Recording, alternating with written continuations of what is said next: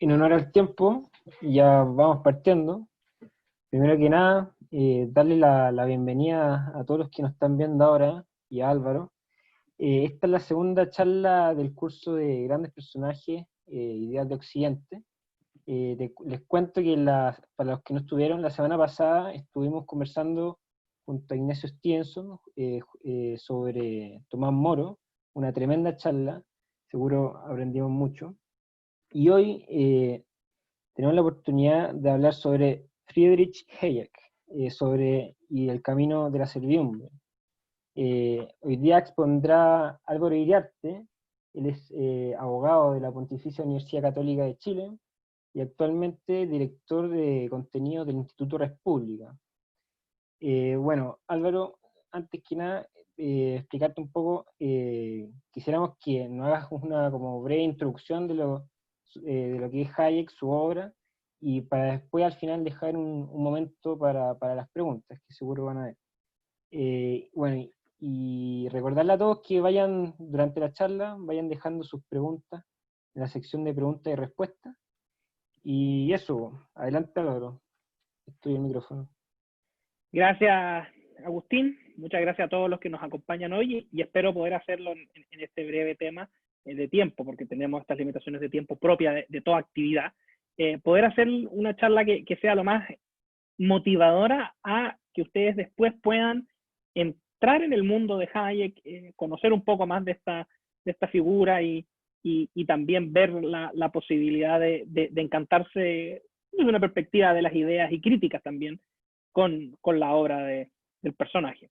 Ahora, un poco para ponernos en coordenadas, porque la verdad es que efectivamente muchas veces nosotros como intelectuales tenemos mucho más por la cultura, y eso lo vamos a ver, nombres como Marx, Engels y otros, pero a lo mejor más de alguno ha escuchado en alguna ocasión a Hayek o von Hayek. Y efectivamente, ya esto nos marca un punto, para que ustedes lo tengan claro. Nació en Viena en el año 1899 y es un economista. Ahora, ¿por qué se hizo famoso? ¿O por qué estamos hablando hoy día en este marco de intelectuales que marcaron en el fondo el siglo XX?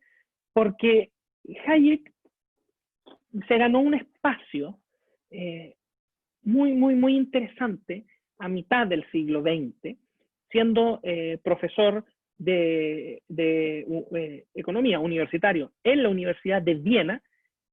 Luego se muda a la London School of Economics. Es una escuela bastante interesante, muchos la habrán escuchado en más de alguna ocasión, incluso en la actualidad.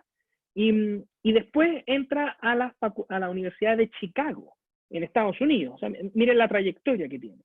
Y esta carrera de economista le permite en el año 1974 obtener el Premio Nobel de Economía con un trabajo relacionado a teoría monetaria y las fluctuaciones económicas, con el profundo análisis que hizo respecto a la interdependencia de todos los fenómenos económicos, sociales e institucionales.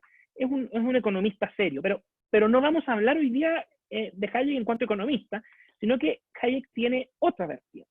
Y esta vertiente es la que nos trae hoy día de intelectual, de pensador. Y si pudiéramos resumir ahora al comienzo, muchas veces las reducciones son simplistas y no revelan el alcance real de lo que queremos abordar, pero si pudiéramos hacer una suerte de declaración inicial del curso, que después cuando hayamos conversado vamos a cerrarlo, es que se le conoce como aquel que ha defendido la corriente de pensamiento del liberalismo clásico, y su manifestación de economía de libre mercado en el siglo XX, con argumentos intelectuales, entre los que por supuesto están los económicos, pero que tenemos aspectos de ciencias como la sociología, la psicología y otros más, en contraposición a un pensamiento de orden colectivista. Y digo esto porque vamos a ver que no es aquí solamente, que Hayek se opone al comunismo, no. Y es al pensamiento o a la forma de generar una organización de la sociedad en base a premisas colectivistas. Ahora, ¿dónde nos situamos? Hayek tiene una prolífica obra, ustedes pueden revisar De hecho, están disponibles a través de la tienda que tenía, no sé si la tiene todavía, pero entiendo que sí, Libertad y Desarrollo. Una muy buena edición de estos libros es Unión Editorial. Y Unión Editorial tiene a la venta las obras completas de Hayek. Y ustedes se van a dar cuenta que son bastante las obras en distintos aspectos. Pero hay una que, sin lugar a duda, no solamente es la puerta de entrada para entender el impacto que tiene Hayek en la cultura occidental, sino que también es la que de alguna manera lo constituyó dentro de este mundo que nosotros estamos delimitando como occidental, pero que no tiene barreras geográficas propiamente tal, sino que está más bien asociado a una forma de entender y de relacionar la sociedad en relación con otros aspectos y con el ser humano. Es un libro bastante breve desde la perspectiva de extensión, pero no por eso menos denso, que es Camino de Servidumbre. En el título original en inglés de The Road to Serfdom. Y este es un nombre, para lo primero interesante que les toca, entiendo que es la siguiente charla, si no Agustín me puede corregir, pero ustedes también van a ver otro pensador que es Alexis de Tocqueville, francés, qué sé yo. Y este elemento de Hayek en el libro es porque Tocqueville en su traducción en inglés ocupa la expresión camino a la esclavitud. Y en este sentido, terminológicamente, serfdom puede ser entendido como esclavitud o como servidumbre. Es una palabra que tiene esa connotación. Y de aquí toma entonces el origen del título que le va a dar a su libro. ¿De cuándo es el libro Camino a Servidumbre? De 1944. Entonces, pónganse ustedes en contexto, todavía estamos presentes en la etapa de la Segunda Guerra Mundial, por supuesto, hacia finales de la Segunda Guerra Mundial. Pero aquí hay un tema de fondo muy interesante, muy importante. Y este es que ustedes ya pueden entender en qué contexto se genera este libro. Y este libro se genera entonces en un contexto que contiene a lo menos 3 elementos. El primero que contiene es el elemento mismo de la presencia de un conflicto bélico, de una situación de guerra que genera trastornos y que altera el orden habitual de hacer las cosas. En segundo lugar, tienes tú el contexto que has presenciado en pleno vigor, 2 de los 3 totalitarismos del siglo XX. Con esto me estoy refiriendo expresamente al fascismo y al nacionalsocialismo. Y el tercer punto es que plantea una advertencia, o el contexto está inmerso en esta dinámica de una advertencia en relación al mundo de posguerra con otro de los totalitarismos que no está en el bando de los vencidos, sino que va a estar por las situaciones históricas en el bando de los vencedores, que es el comunismo. Ahora, entonces, aquí tenemos que este es el trasfondo y este es el contexto. Ahora, ¿cuál es la tesis central de Camino de Servidumbre? La tesis central de Camino de Servidumbre, podríamos nosotros aceptar que la tradición que él llama tradición liberal, que esto es una cosa que igual es discutible en cuanto a cómo fijar los límites, pero lo que él llama la tradición liberal, que ustedes pueden ir incorporando algunos elementos como que existe un régimen democrático, pero más importante que el régimen democrático entendido en cuanto a la elección de las autoridades, es que el régimen democrático exista entendido como un límite al poder de la autoridad, que en este caso es la autoridad que conduce los destinos de la nación, con el respeto de las libertades individuales que le corresponden al ser humano, donde exista además un sistema que tiene varios elementos de peso y contrapeso, donde exista un juego armónico entre estas libertades de los individuos y su participación en la sociedad.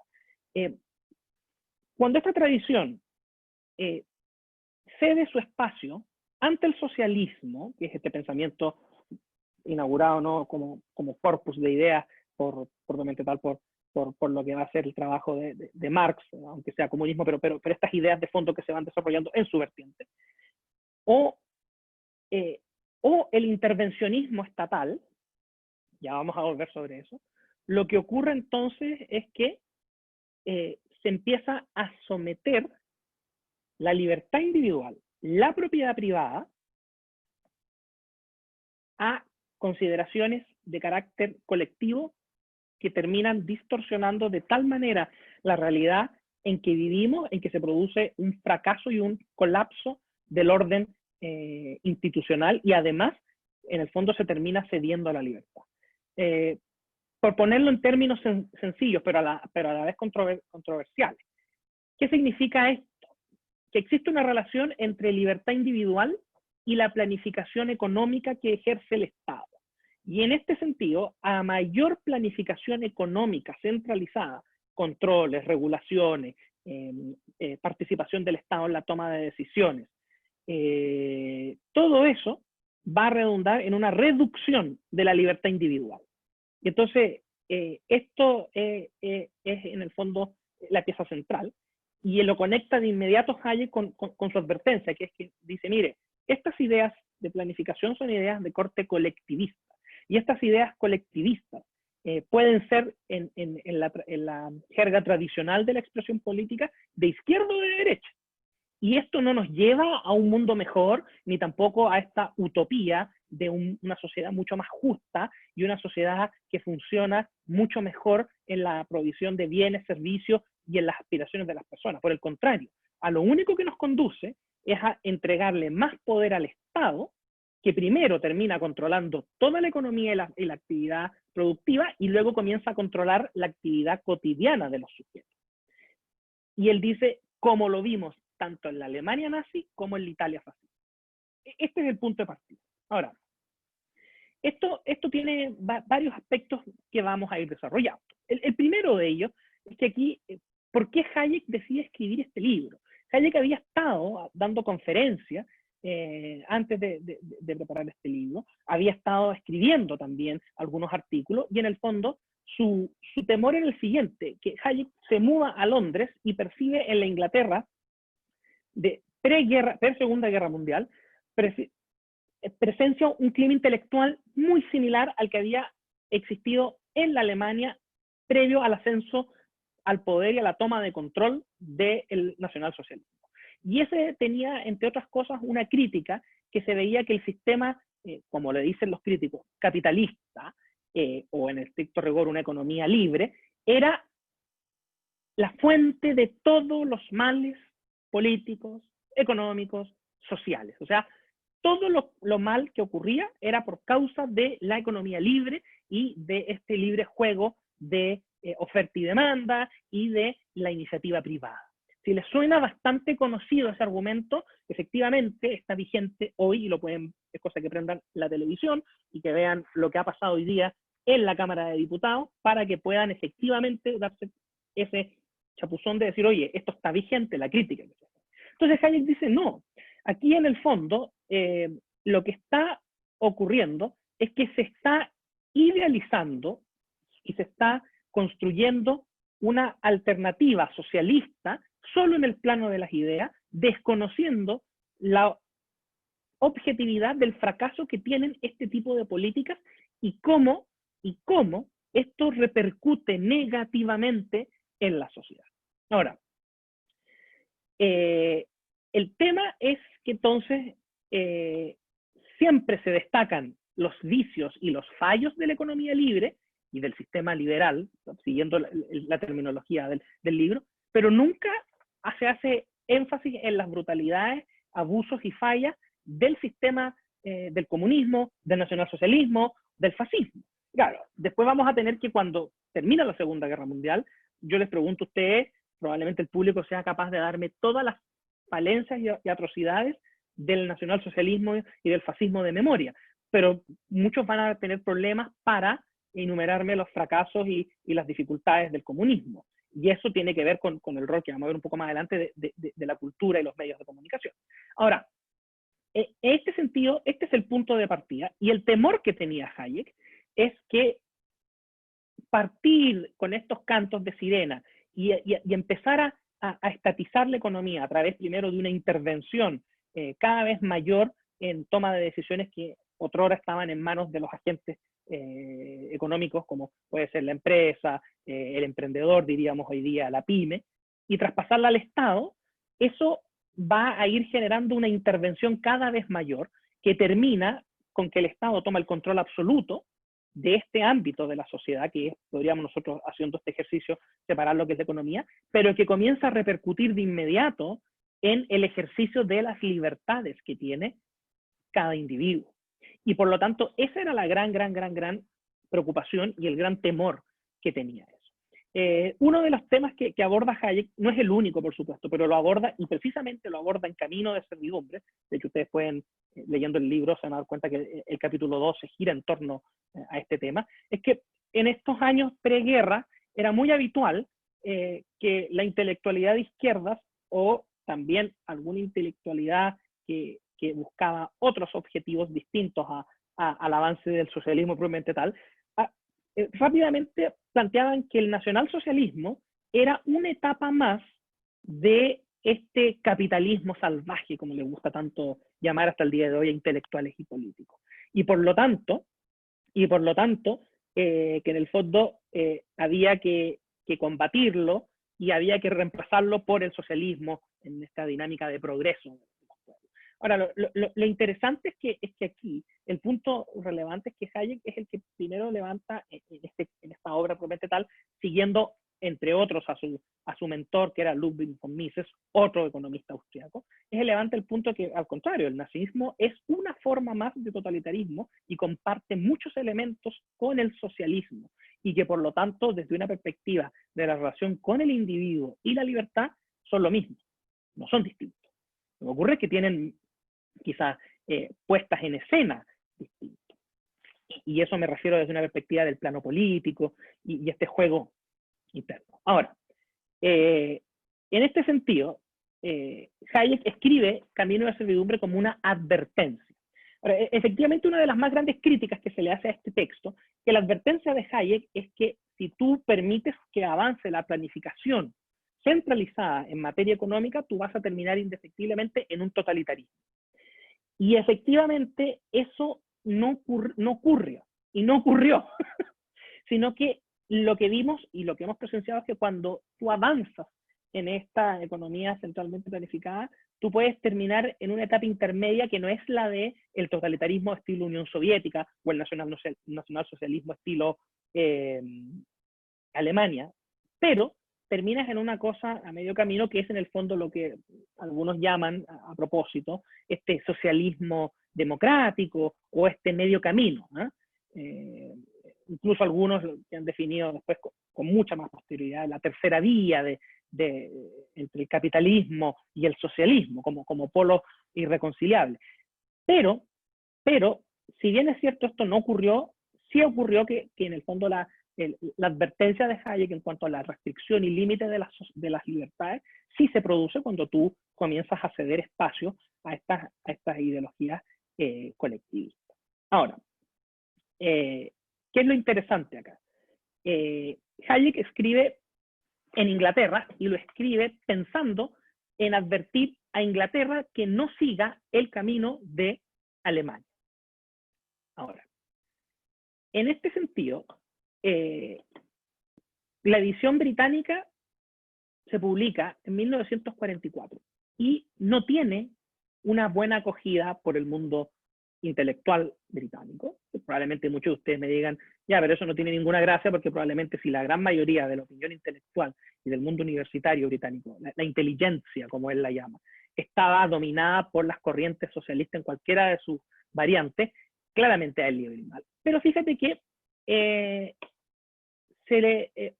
alguien le dice por ahí que lo publique también en Estados Unidos. Y se hace el esfuerzo y se manda el manuscrito. Va a pasar un periodo de tiempo bastante largo hasta que se logre publicar en Estados Unidos, casi un año. Pero antes de irnos a Estados Unidos, veamos algunos aspectos de esto que yo les comentaba. Él lo escribe y en el fondo los orígenes de Camino de Servidumbre los podemos encontrar primero diseñando un informe dirigido al director de la London School of Economics, perdón, justamente como una forma de polemizar, primero esto que el fascismo era la última etapa de un sistema que había fracasado, que era el capitalismo, y que era evitar el avance del socialismo. Este es uno de los puntos de partida en que Hayek va construyendo y te va mostrando a través de distintos ejemplos de la época que eso no es así. Ahora, el tema es que este cambio, esta ruptura de la intelectualidad en el mundo occidental, lo que hace es que genera un quiebre tan profundo, que permite que mucha gente vea con entusiasmo la planificación en la vida en este caso, de Gran Bretaña. Y esas ideas comienzan a tomar el control o comienzan a convertirse en la opinión pública mayoritaria respecto del contexto que está viviendo, y se comienza entonces a generar una serie de planificaciones, una serie de propuestas en base a esta construcción. Y Hayek dice que el error, ¿en qué parte se encuentra? En que la gente que está abogando por la planificación tiene un desfase.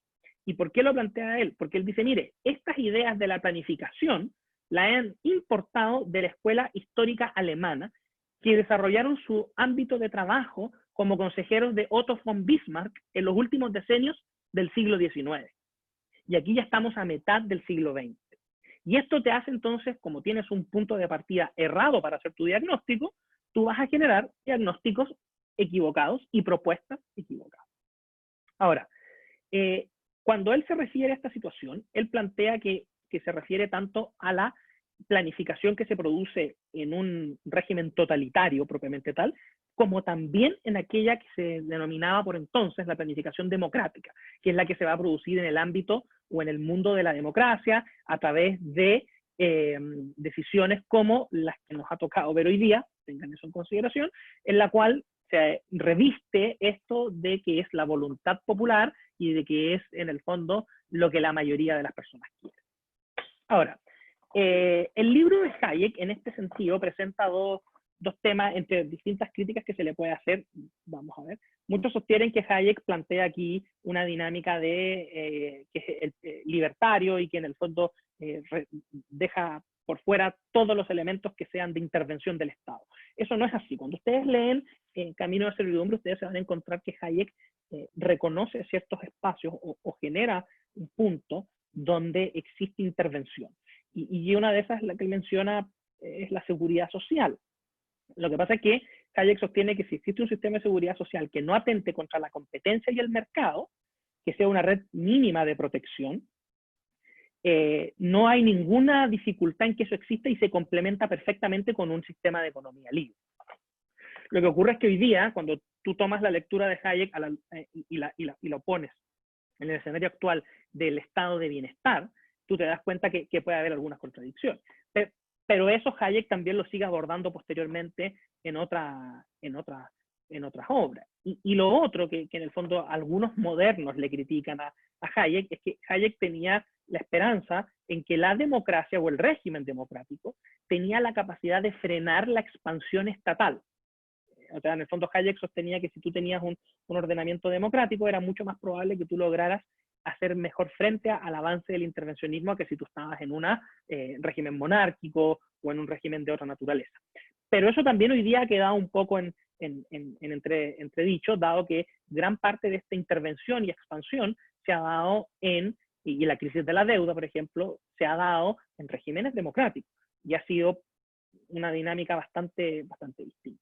Ahora, yo les decía que este libro no tuvo mucha buena acogida ni tuvo mucho impacto en Londres cuando se publicó. Y eso fue muy interesante. ¿Por qué? Porque si hasta aquí hubiera llegado la historia del libro de Hayek, probablemente no estaríamos hablando hoy día de Hayek, con todo el aporte que puede haber sido dentro de la London School of Economics. Sino que yo les dije que se envió este texto a Estados Unidos. Y en ese sentido, ¿qué fue lo que pasó en Inglaterra antes de cruzar el Atlántico? Bastante breve. El tema es que Hayek se encontró con que todavía quedaba gente que criticaba la planificación socialista y hacía advertencias sobre este aspecto. Pero cuando tú tienes a la opinión pública mayoritariamente, no basta con criticar. Y Hayek hizo la apuesta de plantear el libro no solamente como una crítica al socialismo y al riesgo que eso implicaba, sino que rescatando la herencia democrática liberal, la tradición occidental, y para poner esto en contraste con el pensamiento colectivista y todos estos elementos de planificación que iban alterando el normal funcionamiento espontáneo de la sociedad. Fíjate tú que era muy común en estos años 30 y 40 hablar de planificación para la libertad. Y eso Hayek lo toma y él hace el desarrollo de él. Ahora, este clima imperante, como yo les decía, no está limitado a la izquierda política. Y de hecho el libro Hayek se lo dedica a los socialistas de todos los partidos. Y este es un aporte muy importante en el plano de las ideas, porque Hayek, y eso está vigente plenamente, nos recuerda que ser socialista no es militar en el Partido Socialista, sino que ser socialista es adscribir a estas ideas colectivistas o de corte corporativista o autoritario, porque se van mezclando algunos trazos, sin importar si tú te sientas a la izquierda o a la derecha en el concierto de tu país en la perspectiva política. Y esto tiene mucha vigencia. O sea, cuando tú tienes esta forma de enfrentar este tema, que es en el plano de las ideas, tú te das cuenta entonces que, por ejemplo, lo planteo a raíz, perdón que sea reiterativo, pero creo que es muy interesante en el momento que estamos viviendo como país. Hoy día entonces te dice, pero ¿por qué los diputados de derecha votan estos proyectos que son corporativistas, intervencionistas o qué sé yo? Bueno, Hayek lo que te diría es que no son diputados de derecha, son diputados que tienen una mentalidad socialista, que están sentados u ocupando un escaño en lo que hoy día se define como derecha política. Y esto la verdad es que te abre muchas perspectivas. El 10 de marzo de 1944 se publica la primera edición en Inglaterra del libro, 2.000 ejemplares. Y tuvo una fuerte demanda para los tiempos y se publicaron 2.500 más, lo que es bastante bueno. Sin embargo, esto tuvo mucha crítica de intelectual, mucha crítica del mundo universitario y de los políticos. Pero Hayek siguió en la misma línea, no alteró su forma de plantear y de escribir. Y no se imprimieron más rápidamente por una razón muy sencilla, porque como estabas en plena guerra tenías limitación y había una cuota para acceder a papel. Ahora, yo les dije que de no ser por la edición que se hizo en Estados Unidos, probablemente no estaríamos hablando de Hayek. ¿Y qué pasó? Se envió la edición a Estados Unidos, y en Estados Unidos se publicó por la Universidad de Chicago, que tuvo buena recomendación de los economistas de Chicago. Incluso un economista socialista lo recomendó, lo imprimieron, y fue famoso, se hizo bastante rápido famoso, y empezó a circular. También fue objeto de críticas. O sea, el mundo intelectual, por ejemplo, por ese entonces Isaiah Berlin se encontraba en ¿cómo se llama esto? En Estados Unidos, y fue una crítica monstruosa. O sea, la crítica era muy dura, muy dura. Pero, ¿qué pasó? Una vez que ya se había publicado, esto tuvo cierto impacto y existía una revista, piensen en los años 45, que era el Reader Digest en Estados Unidos. Y el Reader Digest, el redactor de esta revista, quedó cautivado con el libro de Hayek y solicitó a la Universidad de Chicago la posibilidad de imprimir una edición condensada o resumida de este libro y sacarlo a través de la publicación. Se autorizaron los permisos, y esto, en el fondo, que era un programa que tenía, que salió el ejemplar a 5 centavos de la época. ¿Qué pasó? También aquí generó un impacto de tal proporción. ¿Por qué? Porque esta revista tenía una circulación de casi 9 millones de ejemplares. Y por lo tanto, esta edición condensada y qué sé yo, estuvo presente en 1 millón de ejemplares. Y esto fue lo que hizo que en Estados Unidos Hayek se transformara literalmente en un rockstar en el año 1945. Y llega a dar una serie de conferencias que habían sido planificadas originalmente como académicas, y termina siendo unos foros enormes, o sea, de 3.000 personas.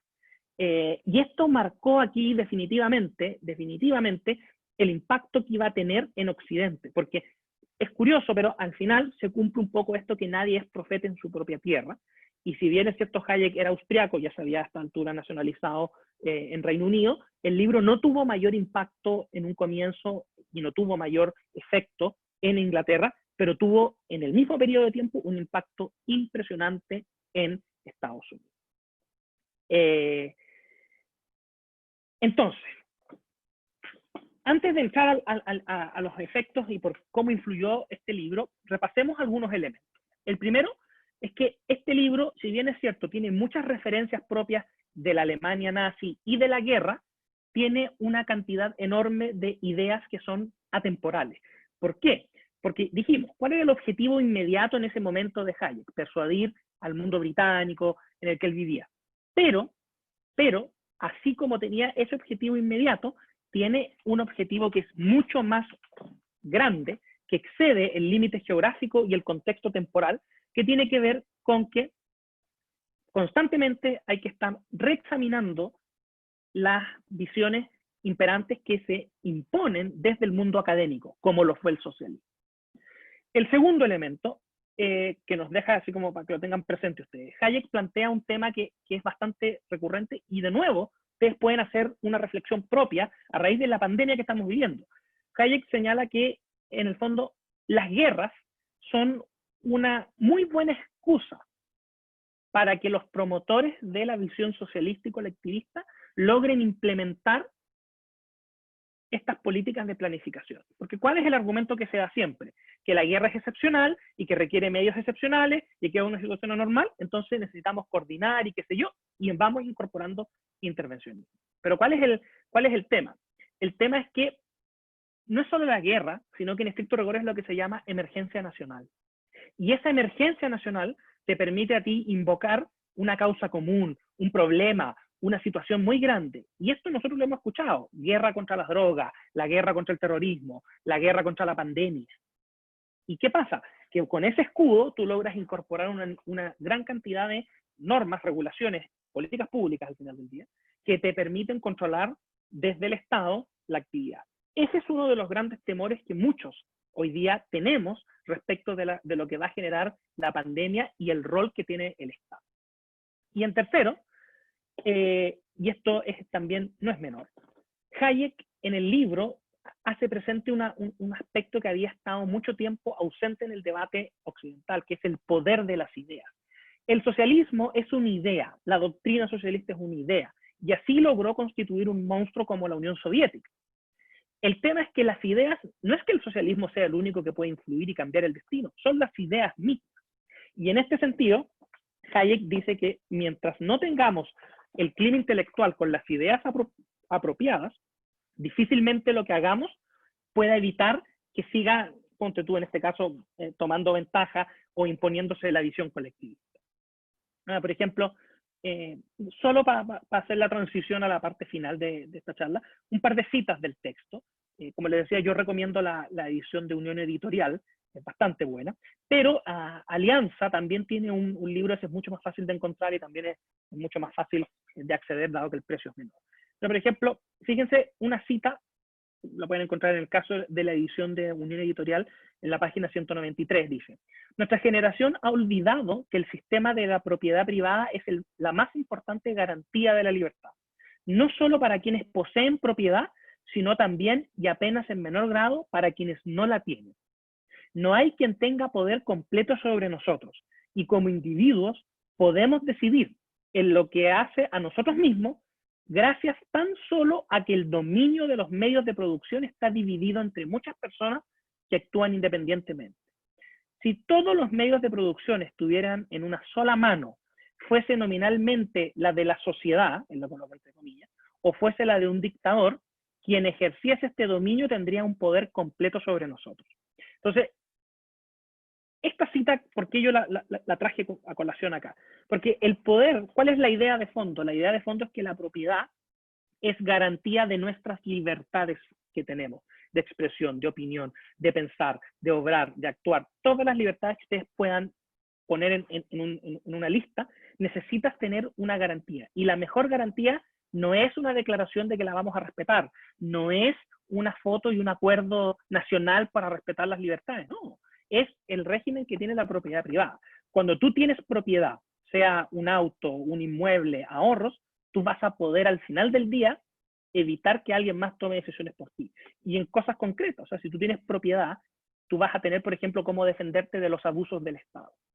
Y él dice, y esto no solamente para los que tienen la propiedad, sino que para los que no la tienen. Claro.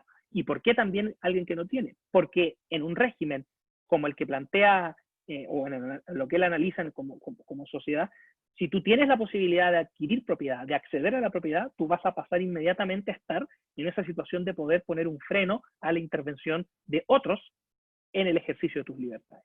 Un ejemplo, ¿de qué te sirve tener libertad de expresión si no te dejan comprar tinta para imprimir?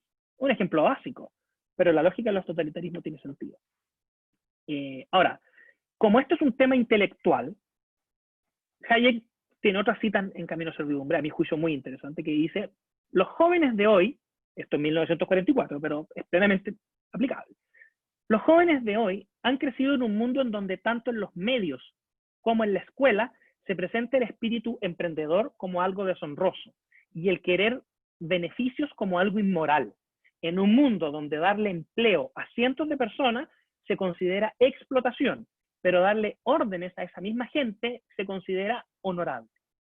Miren la idea fuerza que está aquí, o sea, en el fondo, si yo les digo a ustedes servicio público, ustedes piensan de inmediato en el que da órdenes, piensan en una figura de autoridad.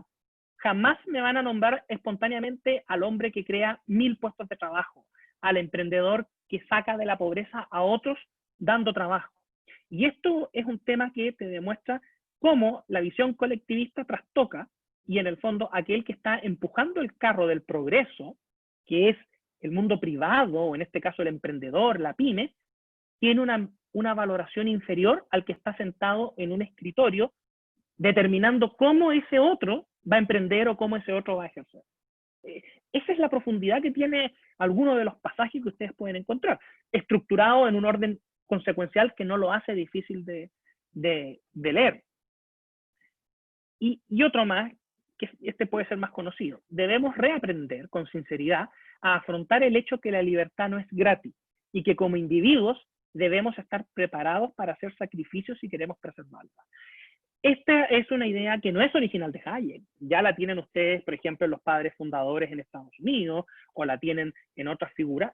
Si logramos este estado de libertad donde yo puedo vivir mi vida de acuerdo a mis creencias, practicar mi culto, emprender, trabajar, forjar un mejor futuro para mi familia, ese estado no es un estado normal y natural y hay que estar siempre vigilantes y hay que estar dispuestos a hacer sacrificios para preservarla.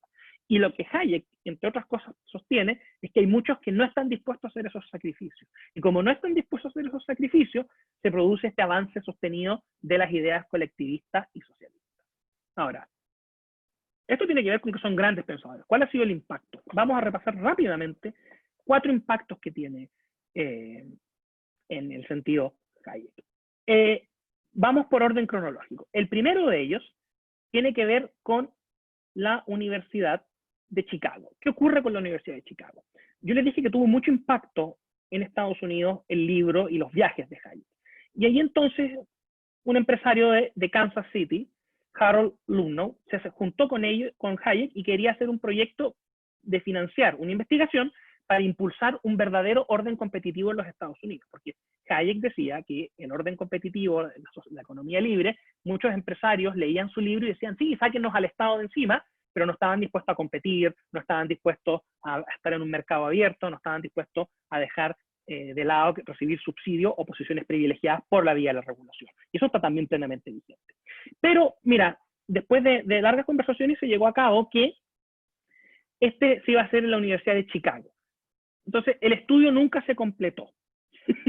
Ok, entonces ustedes me van a decir, ¿y qué tiene esto de importante? Que con lo que se alcanzó a avanzar del estudio, se reunió a distintos académicos que finalmente fundaron la Chicago School of Economics, que en la segunda mitad del siglo XX iba a ser una de las escuelas de economía que mayor influencia en la época de la Guerra Fría y en la expansión de las ideas de libre mercado, desde esa perspectiva, en el mundo entero. Ahora, también acá hay un elemento, porque todos los que participaron en esta actividad y en este proyecto, como el mismo Milton Friedman y otros más, iban a asistir a lo que hoy día es la Mont Pelerin Society, que es una sociedad internacional de intelectuales que fundó Hayek, cuyo fin es muy concreto: preservar y difundir la sociedad libre.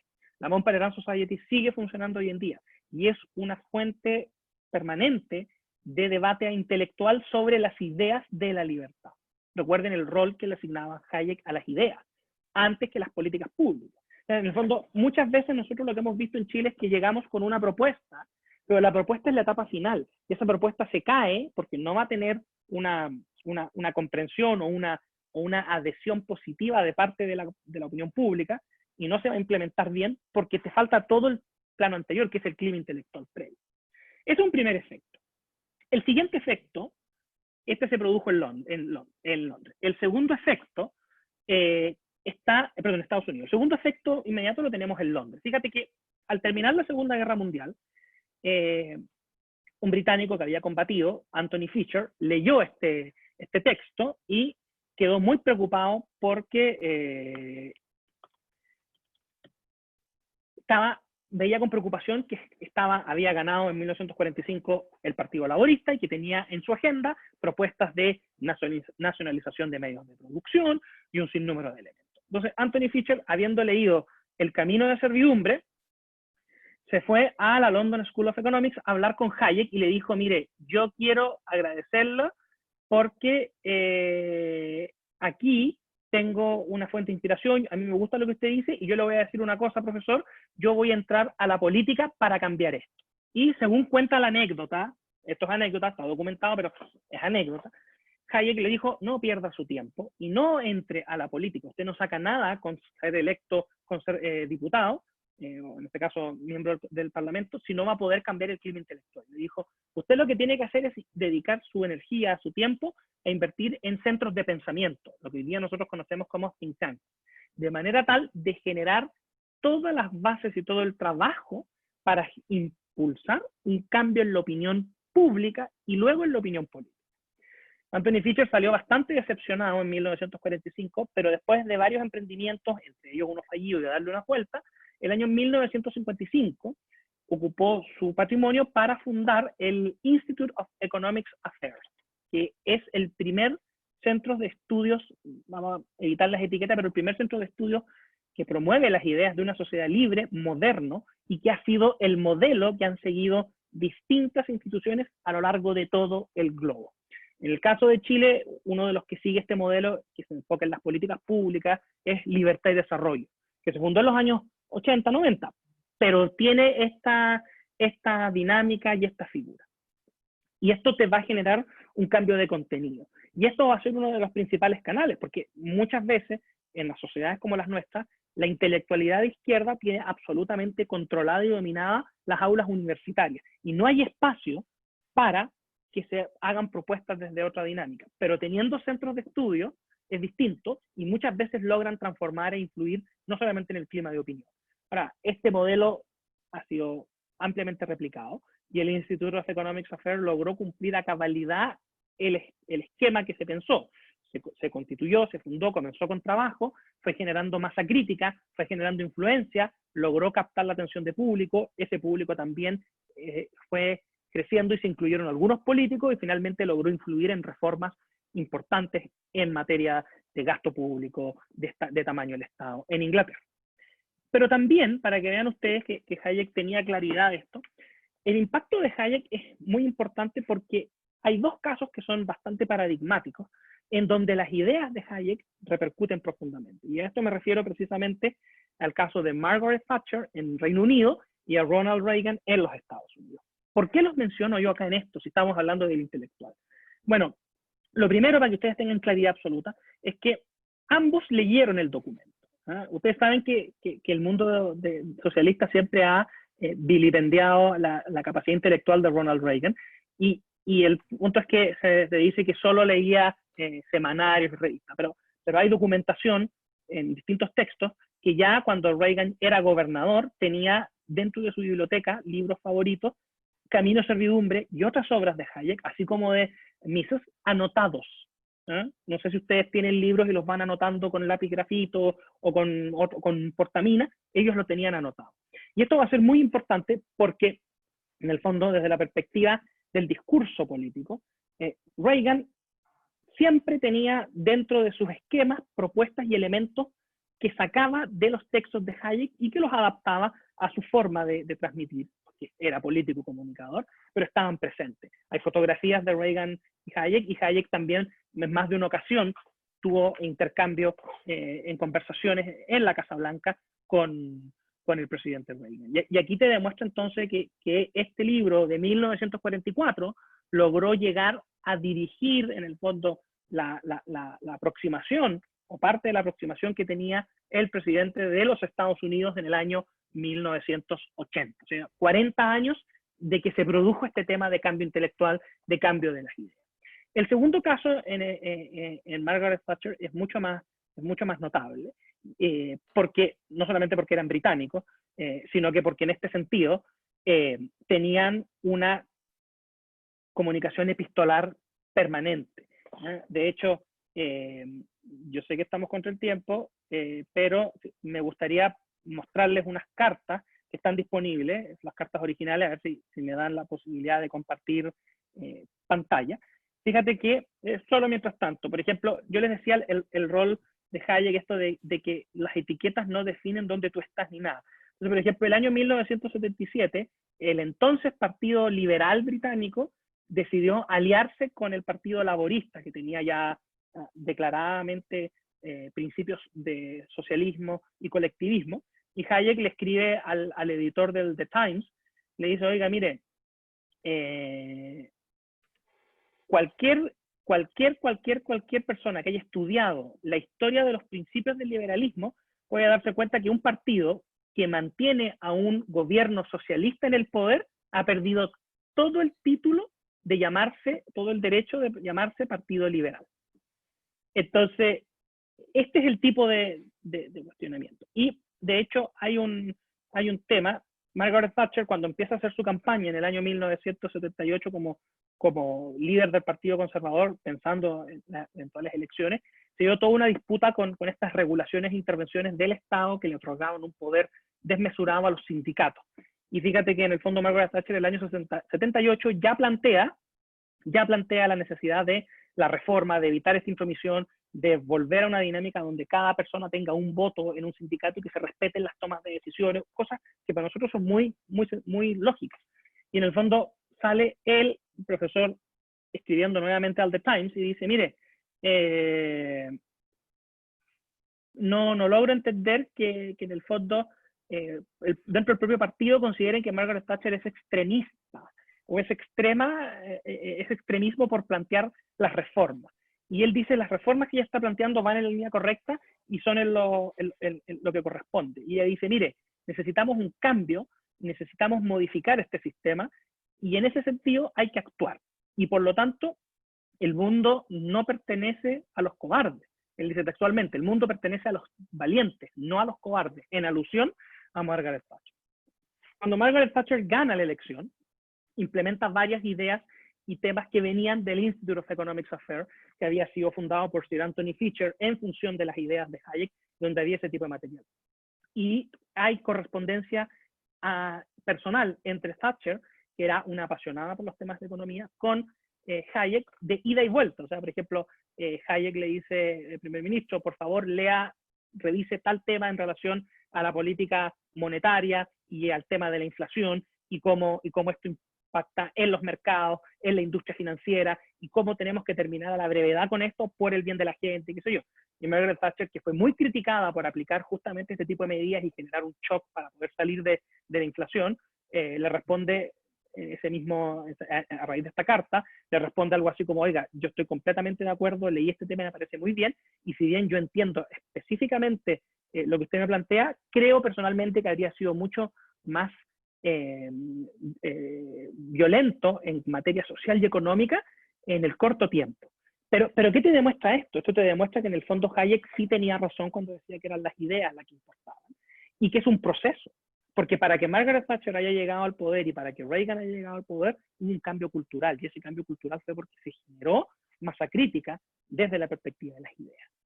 Esa es la importancia que tiene Hayek, que las ideas son capaces de cambiar la ola, Y en segundo lugar, que la visión colectivista socialista no está circunscrita a un partido político. Y por eso es mucho más importante y necesario combatirla en cada uno de los frentes que se den. Eso Perfecto. sería. Muchas gracias, Álvaro.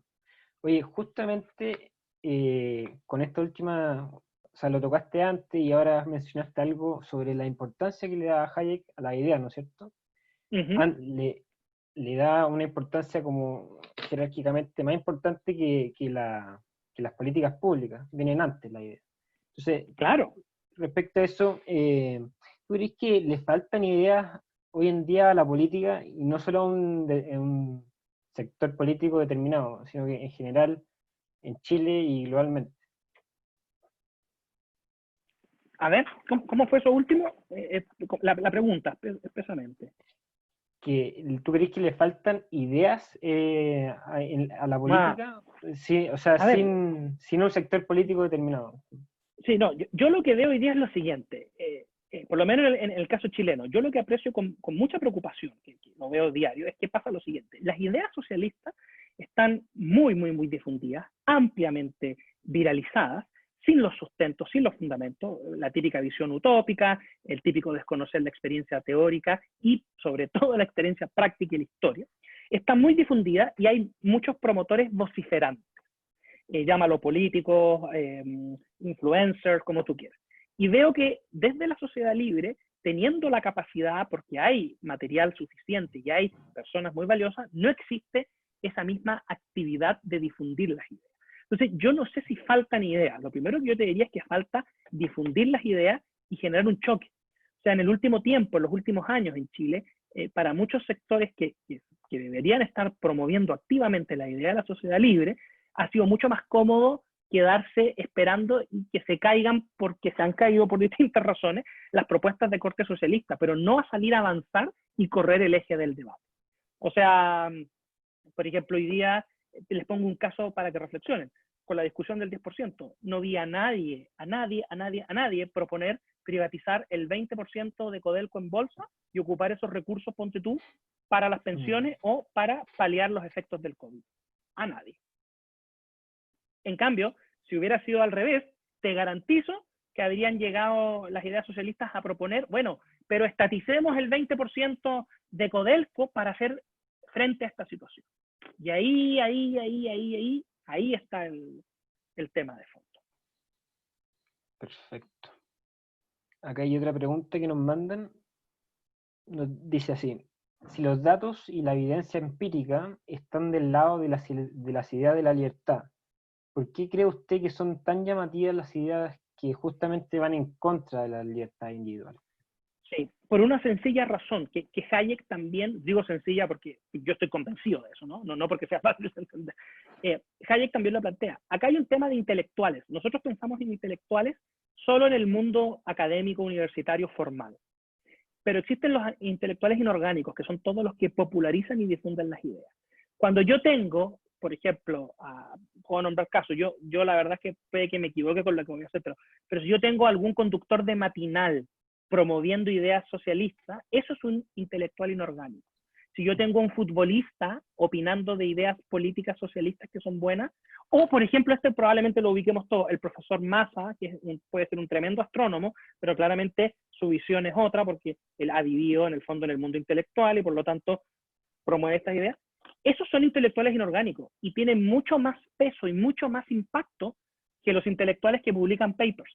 Entonces, si yo tengo a los intelectuales del mundo de las ideas libres solo proponiendo en textos, en papers científicos que nadie lee, o en libros de 400 páginas que nadie lee, te aseguro que se vuelven mucho más de sentido común las ideas que se difunden a través de la televisión, de las redes sociales, de YouTube, de la radio. Y eso es un tema. O sea, lo que le falta a las ideas de la libertad no es contenido. Lo que le falta son difusores y sobre todo intelectuales inorgánicos. Perfecto. Otra pregunta. ¿Qué relevancia debería tener para un joven abocado en estudiar y profundizar más en las ideas de la libertad los conocimientos que aporta Hayek? Bueno, yo creo que son dos o tres cosas. La primera, ¿por qué digo dos o tres? dos fijos y una pendiente. La primera es que Hayek, siendo economista, el aporte desde el mundo de las ideas no se restringe a esa materia, sino que al contrario, te da elementos de carácter filosófico, ético, moral y además sociológico de la importancia de las ideas de la libertad y cómo avanzar. En segundo lugar, y esto me lo comentaba en la mañana Tomás Bengolea, el presidente de Chile Siempre. La gente, por ejemplo, asume más allá de las etiquetas y de si es liberal, conservador. Yo no me meto en eso, pero ¿a qué voy yo? La gente, ponte tú, no, si, por ejemplo, hay un autor que es Rawls, y Rawls es liberal y nos dice que hay que tener más Estado y la intervención y que el Estado puede decidir y un sinnúmero de cosas. Claro, pero no tenemos que olvidar que al final, cuando el que se apropia de una figura es porque la ha estudiado. Entonces hoy día Hayek está presente. Chile tiene varios impactos de reformas de corte hayekiano, si ustedes lo quisieran plantear, y de políticas públicas que han funcionado, pero nadie las está defendiendo y nadie las está poniendo en la palestra de nuevo. Y ahí hay un tremendo desafío y hay un tema de crecimiento intelectual. Y el tercer posible caso, si a ti te interesan las ideas de la libertad, efectivamente tienes necesariamente que considerar a Hayek. ¿Y por qué? Puede que haya otros autores que sean mucho más de tu agrado que Hayek o que tengan una profundidad mucho mayor desde una perspectiva de construcciones intelectuales, probablemente. Pero ¿cuál es la gracia de Hayek? ¿O cuál es la gracia de Friedman también? Que es otra vertiente, pero ¿cuál es la gracia de ellos? Que reconociendo el rol de las ideas, no se quedan en que las ideas son importantes porque son ideas, sino que hay que transformarlas en la opinión pública mayoritaria. Y eso implica salir a difundir. Eso implica lograr permear la sociedad, la cultura, los medios de comunicación y además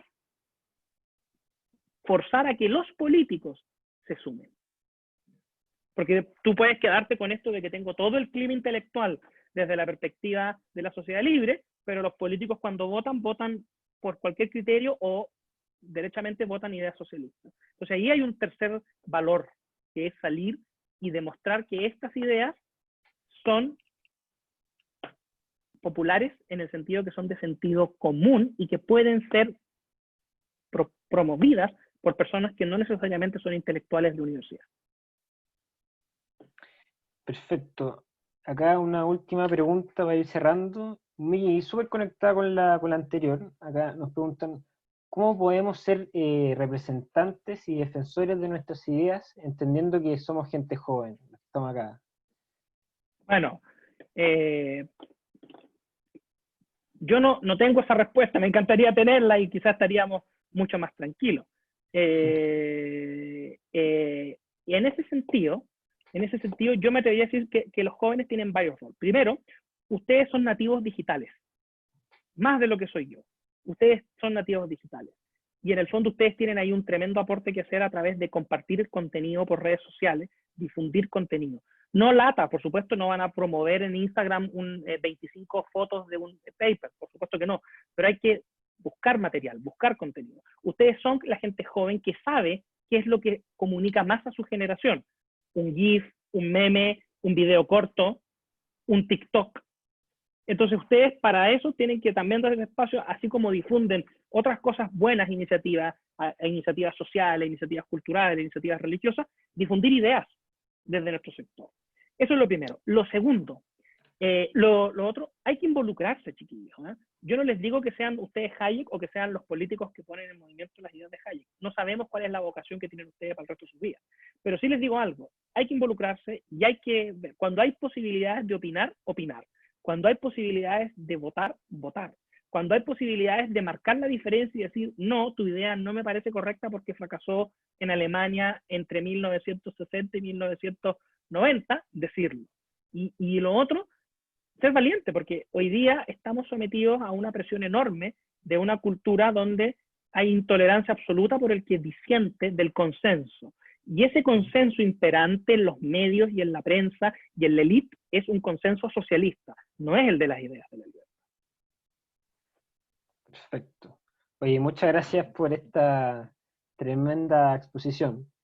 Y mira, antes que nada, para terminar, les recuerdo que la próxima semana tenemos una charla, el miércoles 22, a la misma hora, a las 7, sobre Alexis de Tocqueville, junto a un tremendo expositor, se llama Gonzalo Larios. Y ahora, antes de terminar, les quería pedir por favor que se queden para una foto. Los que quieran pueden ir prendiendo sus cámaras y ahí nuestro encargado va a sacar una foto súper rápido. Entonces ahí está ahí Lucas. Buenísimo. Como ya es normal, vamos con la primera, a las 3. 1, 2 y 3. Vamos con otra de nuevo. 1, 2 y 3. Ahora nos vamos a la segunda página. 1, 2 y 3. Y la última, 1, 2 y 3. Ahí estaríamos. Perfecto. Te doy de nuevo las gracias, Álvaro. Y nada, a todos los dejo invitados para la próxima sesión, próximo miércoles. Muy bien, que estén muy bien. Chao, Álvaro. Mucho ánimo. Igual.